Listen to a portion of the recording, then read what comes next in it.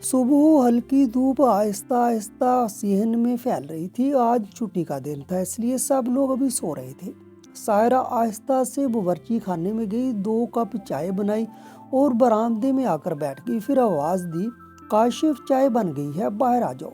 हल्की धूप और हवा बड़ी प्यारी चल रही है। अब विटामिन डी के लिए दवा खाना अच्छी बात नहीं। जब बाहर फ्री में विटामिन डी मिल रहा है तो कमरे में क्यों बैठे हो? काशिफ ने कमरे से कहा, आता हूँ बेगम, आता हूँ।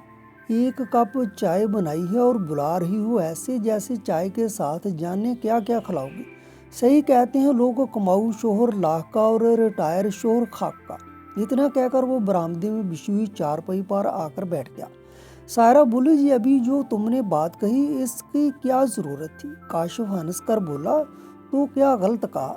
तुम ही बताओ, एक वक्त था जब चाय के साथ बिस्कुट पकौड़े और कुछ नहीं तो कम अज कम टोस्ट ही रख दिया करती थी। अब देखो, सुबह हो या शाम, बस 1 कप चाय के साथ पानी देती हो, वो भी इसलिए कि अब मैं कम कमाता हूँ। सायरा ने अफसरदा लहजे में कहा, आप तो सब जानते हैं, फिर भी दिल दुखाने वाली बात क्यों करते हैं?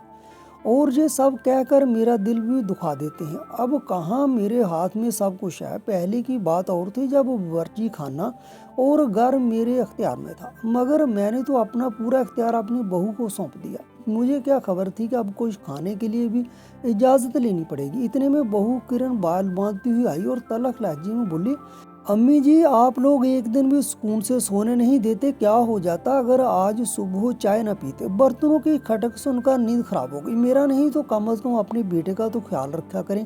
दिन रात मेहनत करता है, आप लोगों की तरह नहीं जो सारा दिन बैठे रहती हैं। सायरा ने धीरे से कहा, बहू लोग सुबह सुबह अल्लाह का नाम लेते हैं। मैंने तो तुम्हें चाय बनाने को नहीं कहा, फिर भी तुम मुझसे यूं क्यों बात कर रही हो? किरण गुस्से से बोली, आप जानती हैं मैं सारा दिन इसके इंतजार में रहती हूँ। सोचा था आज जरा आराम कर लूँ, मगर आप दोनों से वो भी बर्दाश्त नहीं हुआ। काशिफ ने रोबदार आवाज में कहा, बहू अगर तुम बेटे के लिए दिन में जागती हो तो वो तुम्हारा फर्ज है, मगर अगर माँ चंद घड़ियाँ बेटे के लिए जागती है तो क्या इसका कोई मोल नहीं? उसने तुम्हें नहीं जगाया ताकि तुम्हारी नींद खराब ना हो, फिर भी तुम इसी पर बरस रही हो। किरण ने कहा, छोड़ें, अब मुझे आप लोगों से बहस नहीं करनी वरना बात बढ़ जाएगी। मेरे पास भी वक्त नहीं और आपके बेटे के पास भी नहीं। ये कहकर वो वहाँ से चली गई। काशिफ और सायरा एक दूसरे का चेहरा देखने लगे। तकरीबन 9 बजे बेटा वकास उठा तो किरण ने मुस्कुराकर चाय दी और बोली, नाश्ते में क्या बनाऊं? वकास ने कहा, आज छुट्टी है, मैं बाहर से कुछ ले आता हूँ। वैसे कहाँ रोज तुम्हें आराम मिलता है? ये कहने की देर थी कि किरण के चेहरे पर खुशी की लहर दौड़ गई। वो फौरन फोन लेकर एक कोने में बैठ गई। वकास भी मोबाइल में मगन हो गए। इसी दौरान सायरा आई और बोली, बेटा वकास मेरी एक बात सुनो। मगर वो मोबाइल में इतना मसरूफ था कि 2-3 बार कहने पर भी नहीं सुना। काशिफ ने जरा सख्त लहजे में कहा, वकास तुम्हारी माँ तुमसे कुछ कह रही है। वकास ने मुड़कर देखा और बिगड़ कर बोला, अब्बू जी अगर नहीं सुन रहा तो मतलब कोई ज़रूरी काम कर रहा हूँ। आप लोगों की फजूल बातों के लिए मेरे पास वक्त नहीं है। किरण ने भी गुस्से से सायरे की तरफ देखा तो सायरे ने काशिफ के कंधे पर हाथ रखकर कहा, जाने दीजिए जी, शायद कोई अहम काम हो। किरण बोली, देख लिया आपने, एक दिन जब आप दोनों को वक्त नहीं देता तो सोचिए मेरा क्या हाल होता है। आप आराम से चाय पीजिए, मैं देखती हूँ इन दोनों को। वो उठकर चारपाई के पास गई और बोली, अम्मी अब्बू क्या मसला है आप लोगों को? क्यों नहीं हमें चैन से बैठने देते? सायरा ने नरमी से कहा, बहू कोई परेशानी नहीं, बस मैं ये कह रही थी कि वकास बाहर से खाने की बात कर रहा था, मगर बाहर का खाना हमें हजम नहीं होता। ऊपर से 9 बज चुके हैं, इनकी दुआ का वक्त हो गया है। अगर तुम घर में कुछ बना देती तो अच्छा होता। किरण ने तलखी से कहा, बस अपने आराम का ख्याल है आप दोनों को, हमें 2 पल सुकून से नहीं बैठने देते। ऊपर से उम्मीद है कि मैं आपके लिए खाना बनाऊं।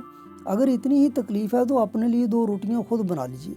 कल रात की दाल रखी है, इसी से खा लीजिए। ये कहकर वो गुस्से से चली गई।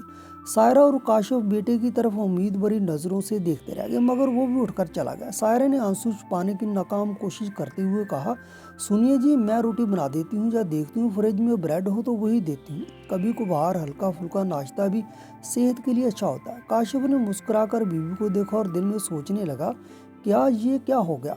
जिंदगी कभी हमारी थी, अब हमारी नहीं रही। बच्चों की मोहब्बत में सारी खुशियाँ कहीं खो गईं। अब तो ये रोज की कहानी थी। आज बेटा सामने था तो माँ बाप की ये हालत देख रहा था, मगर जब बेटा ना हो तो तब इन बूढ़े माँ बाप पर क्या गुजरती होगी, ये सोचना भी मुश्किल है। चंद दिन बाद किरण किसी पार्टी से लौटी तो शाम का खाना नहीं बनाया। सायरा ने चुपचाप बावर्ची खाने में गई, फ्रिज खोला और जैसे ही ब्रेड का पैकेट निकालने लगी तो किरण पीछे से बोली, अम्मी जी लगता है ब्रेड खाने की आदत लग गई है आपको। दुआ स्कूल जाती है, सुबह सुबह वही ब्रेड बटर खाती है। अगर आपने अभी खत्म कर दी तो सुबह कहाँ से लाऊं?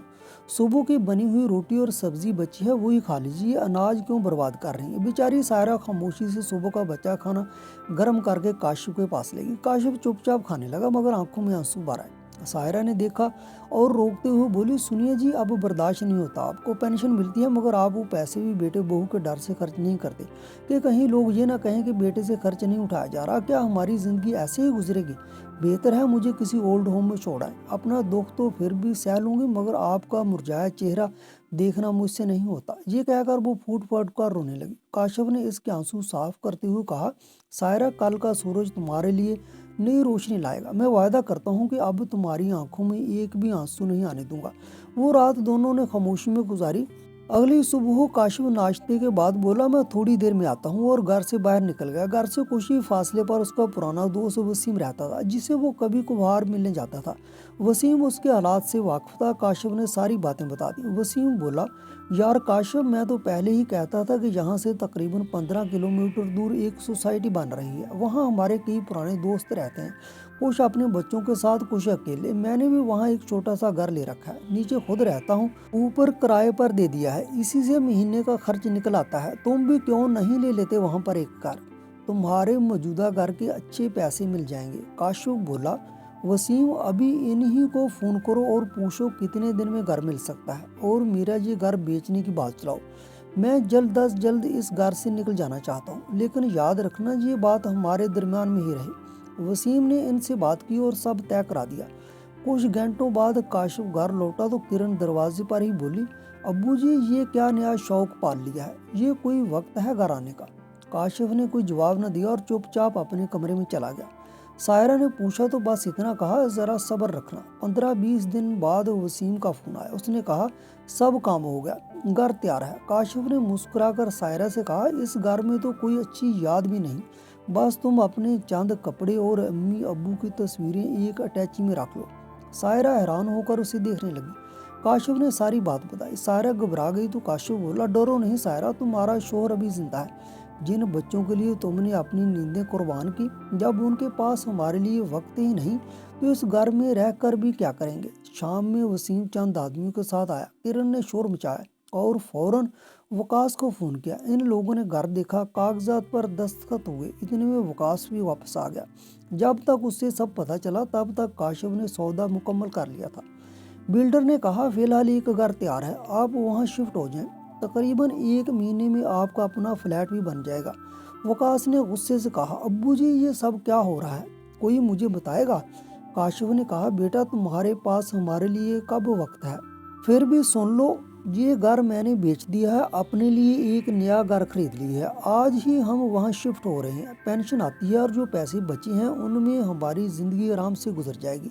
तुम्हारे और हमारे साथ का यही वक्त था। खुदा हाफिज। इतना कहकर काशिफ ने सायरा का हाथ पकड़ा और नए घर की तरफ चल दिया। पीछे से बेटा बहू रोते बिलखते रह गए। किरण चीखी, अब्बू जी आप हमारे साथ ये जुल्म कैसे कर सकते हैं?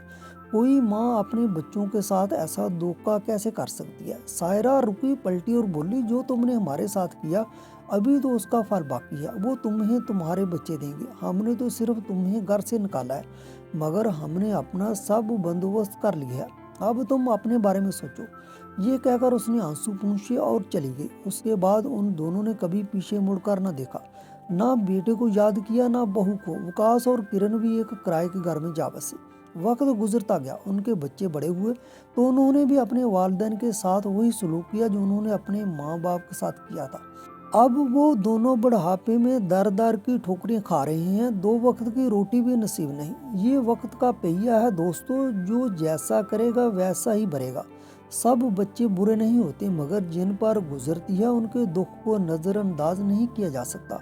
کیا کاشف نے اپنے بیٹے کے ساتھ ناانصافی کی؟ کیا اس کا فیصلہ غلط تھا یا ایسی اولاد کے ساتھ ایسا ہی ہونا چاہیے تھا؟ آپ کیا رائے رکھتے ہیں؟ کمنٹ میں ضرور بتائیے۔ کہانی پسند آئی ہوئی تو لائک سبسکرائب کرنا نہ بھولیں۔